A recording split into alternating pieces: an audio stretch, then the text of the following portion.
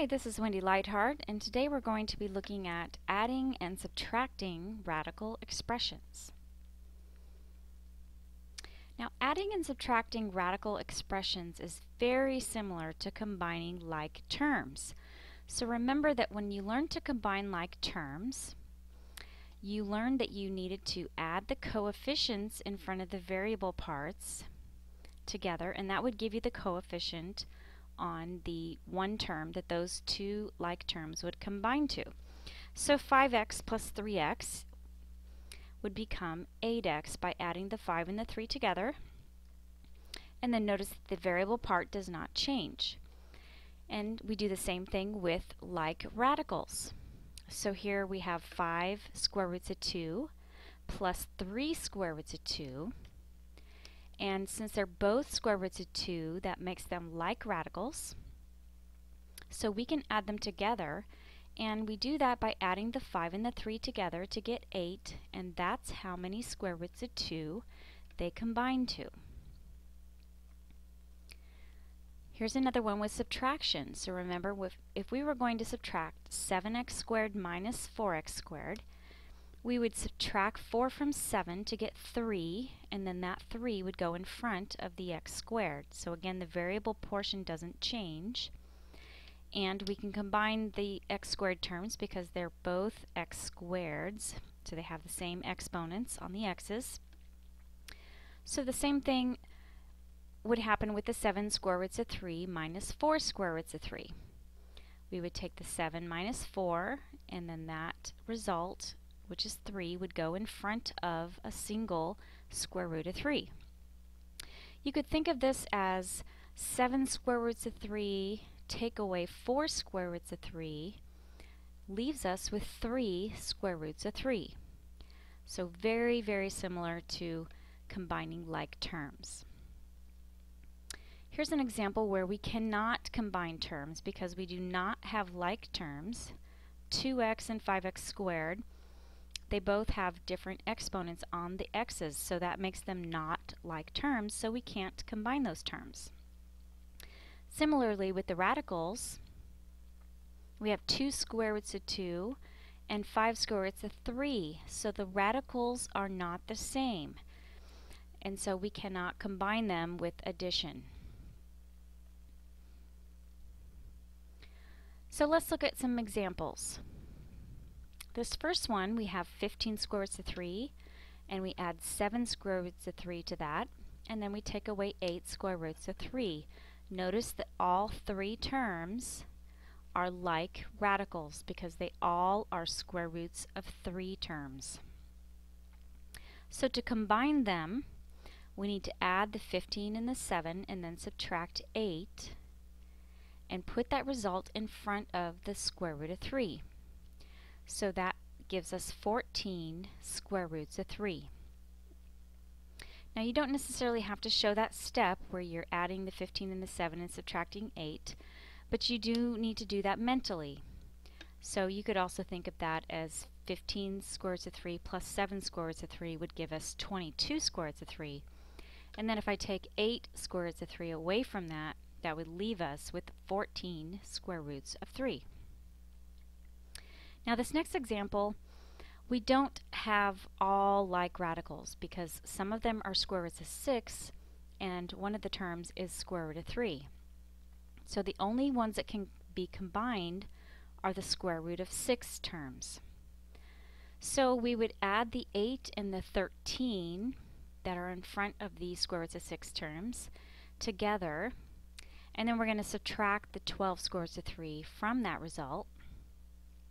And that will give us 21 square roots of 6 minus 12 square roots of 3.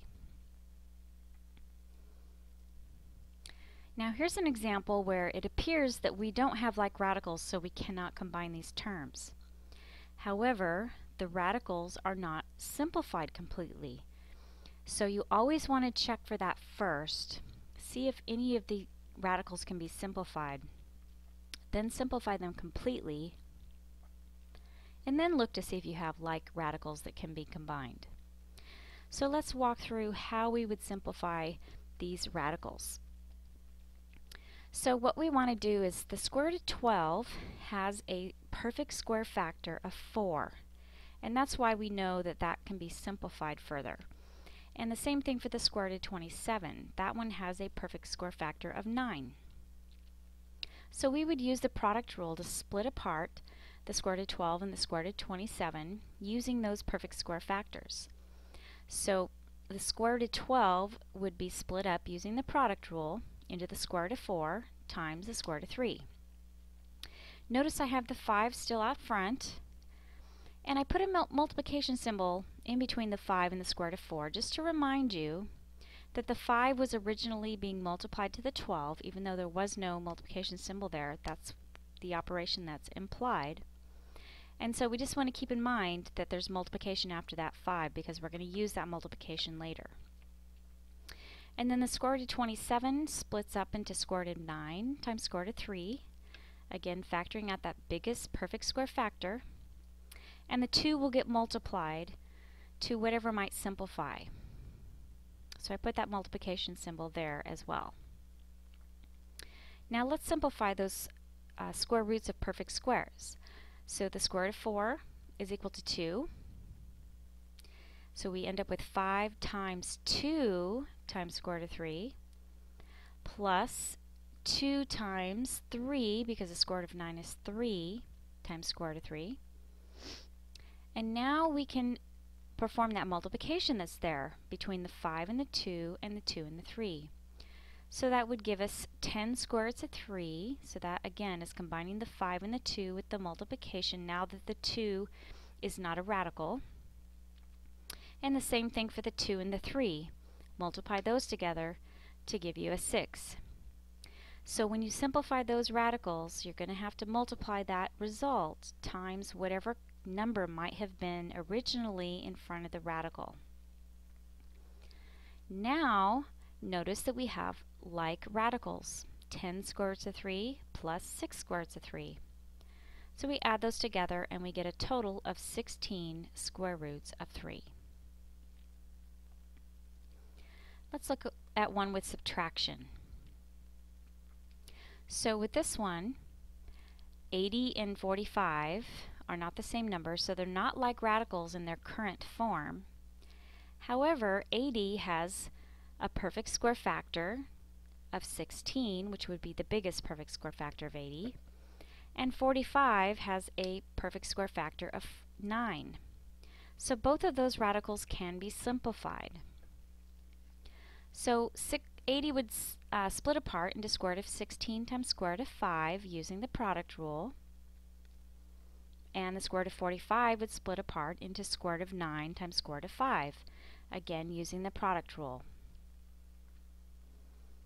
So then the square root of 16 will simplify to a 4, and the square root of 9 simplifies to a 3.